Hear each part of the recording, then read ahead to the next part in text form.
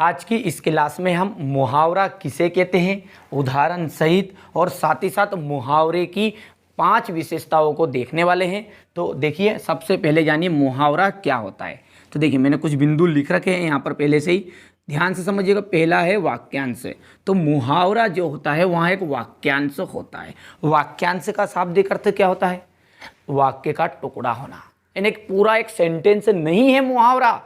मुहावरा क्या है? एक वाक्यांश है, ठीक है, वाक्य का एक टुकड़ा। फिर ये एक अरबी भाषा का प्रमुख शब्द है मुहावर, उससे मिलकर बना हुआ है।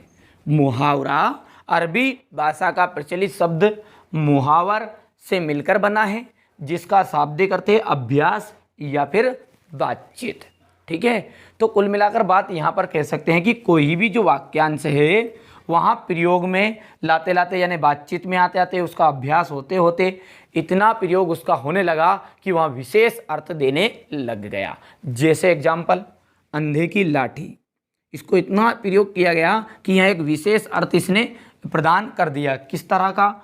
एकमात्र सहारा। अंधे की लाठी का शाब्दिक अर्थ क्या होता है? अर्थ एकमात्र सहारा। उसी तरह आंखों का तारा होना, यानी कि बहुत प्यारा होना, ठीक है। तो ये क्या है? उदाहरण है मुहावरे के।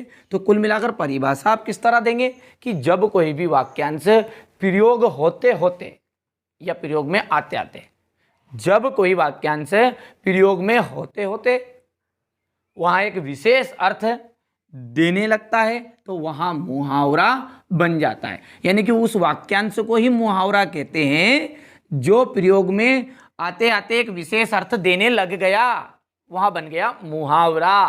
परिभाषा आप यहाँ से देखिए, 2 परिभाषाएं लिखी हुई है। सरल परिभाषा मैंने आपके सामने प्रस्तुत की। तो देखते हैं अब इसकी विशेषताएं। देखिए, इन 5 शब्दों के ऊपर ही आपके 5 विशेषताएं हो जाएगी। देखिए, पहला है वाक्यांश। तो मैंने अभी आपको बताया भी है कि मुहावरा क्या होता है? एक वाक्यांश होता है। ये कभी भी पूर्ण वाक्य नहीं होता, ठीक है। तो 2 पॉइंट यहाँ से बन जाएंगे आपके। पहला हो गया वाक्यांश। तो मुहावरा क्या है? वाक्यांश है। यहाँ पूर्ण वाक्य नहीं होता है, ठीक है। इसका जो क्षेत्र है वो थोड़ा सा सीमित होता है, कम क्षेत्र में यहाँ बोला जाता है या इसका प्रयोग किया जाता है, ठीक है। तो 3 विशेषताएं तो आपकी क्लियर हो चुकी है कि यहाँ एक वाक्यांश है, यहाँ पूर्ण वाक्य नहीं होता है, इसका क्षेत्र सीमित है, अर्थ के लिए ये दूसरे वाक्य पर निर्भर होना। यानी कि जो मुहावरा है, जैसे इसका प्रयोग किया हमने, कैसे? मैंने अभी बोला था आंखों का प्यारा होना या तारा होना, ठीक है। आंखों का तारा होना यानी बहुत प्यारा होना। तो जैसे हम प्रयोग करेंगे इसका तो ये दूसरे वाक्य पर निर्भर रहेगा। जैसे लक्ष्मण राम जी के आंखों का तारा है, ठीक है।